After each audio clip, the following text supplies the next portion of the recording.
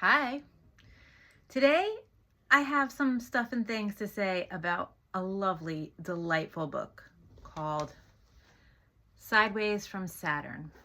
This is Sideways from Saturn, Astrological Guidance from the Centaurs, and it is edited by David Leskowitz and Jennifer R. Kellogg, with contributions by Melanie Reinhardt. The reason why I think this book is so important and necessary for any practicing astrologer is that the wisdom of the centaurs is really important for the new mindscape that we're mapping. The Centaur asteroids lie in a belt between Saturn and Uranus. And if you think, well, asteroids don't really have much bearing, they're not big planets, they're not really big celestial forces. I'm like, let's be a little bit more mindful of that. They are octaves of the evolution of consciousness that reflects where we're going as we open up consciousness and awareness. That's my opinion, but let me explain a little more. The centaurs are Chiron, Okiroi, Asbolus. I'm blanking on some names. There are many. Chariklo. And in Greek mythology, centaurs are the half-human, half-horse beasts. If you're familiar with Chiron, then you know that Chiron represents the wound that is the medicine. Chiron was the centaur who was wounded, and to get out of the pain that he was in, he gave up his immortality so he could die, get out of that body. It's the body, the flesh, the thing that has a shelf life, a time limit, the Saturn sitch, that holds that life, that pain, that acts as the receiver of pain. And in going a little sideways from Saturn, we go a little deeper into what it means to really heal. I was so moved by this book because as a psychosynthesis practitioner, I look at what is being integrated and what is being on an existential level, what is being activated. It's a very chironic experience to feel damned, to never get in front of or get ahead of whatever it is that pains you. And in going into the pathways of healing, of integration, of returning to that sense of wholeness, means we have to look at things that are bearing upon us from many different directions, but also many different timelines, lifetimes. The soul has memories from other incarnations, other lifetimes. And the asteroids, as discussed in this book, can really bring awareness to the aspects of healing related to transgenerational healing, soul healing. One of my favorite chapters talks about the sacred wound, which is essentially also a chironic wound. In psychosynthesis, we acknowledge the sacred wound as the wound of being incarnated. Life is pain. Life is going to bring you pain, but in my point of view, in the framework of evolutionary astrology, the soul has incarnated to move through that pain, to explore that pain in a way that brings growth and transformation, because the different layers of consciousness are opening. Places where we have been very attached to pain, to the experience, to the story. That is what is being integrated. And from a much larger perspective, I do believe in the sentience of the universe, of the solar system. I believe it is growing and expanding. Okay, this is kind of also a la Rick Tarnas, the ever-expanding universe.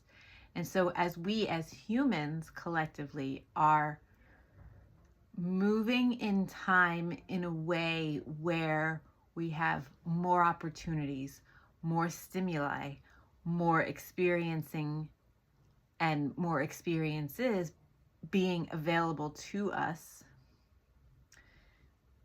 in the framework of the Great Awakening, that especially now in 2026, 2025, 2020, the really strong astrological aspects that had passed through, that have passed through, that are passing through our mind, they're all opportunities for us to expand our consciousness, be with our awareness, and, explore some new terrain in the mind. Generational healing is really interesting to me in relation to generational trauma, because I think there's a thread where sometimes we think, I'll own this, right? In my healing generationally, I come from a Polish American family, and my namesake, Anastasia, my grandmother on my mom's side, was a woman who was afraid to drive, agoraphobic, afraid to leave the house, and was in a marriage because that's what women did post World War II. They raised families, they stayed in the house, and her fears were just sort of compacted around her and made her world very small. And you can say now that in 2026, women have not just more opportunities, but because of the internet and because of this forced connection or opportunity for more connection, a la the internet, we have more stories. We can learn about other people and learn how they handled things. So, for example, I've been really inspired to hear from other women who came from these compacted worlds and who were restricted in the belief, in their self-beliefs of what they could and couldn't be as a woman. And so you could say, okay, well, Anastasia, my grandmother, didn't have the opportunities. And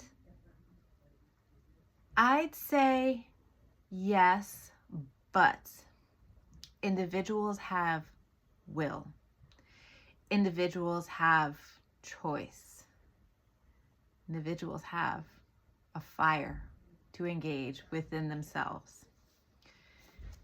Part of meaningfully applying that fire is going through healing and transformation. Going to a therapist or seeking support for mental health is still a little spicy. It's a little crunchy. Not all cultures and not all socioeconomic subcultures value it, but this type of work can really empower you to navigate your mindscape in a way so that your will can drive you. Your journey is driven by conscious choice. And what do Centaur asteroids have to do with this?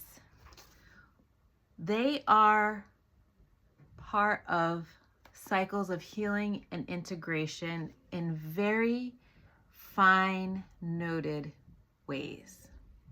And again, in psychosynthesis, when we approach healing from the perspective of the soul moving toward wholeness, or the soul really going beyond the constrictions of the ego and the psyche, the soul just being a vessel for the transpersonal self, we have to move beyond the more conventionally acknowledged planets.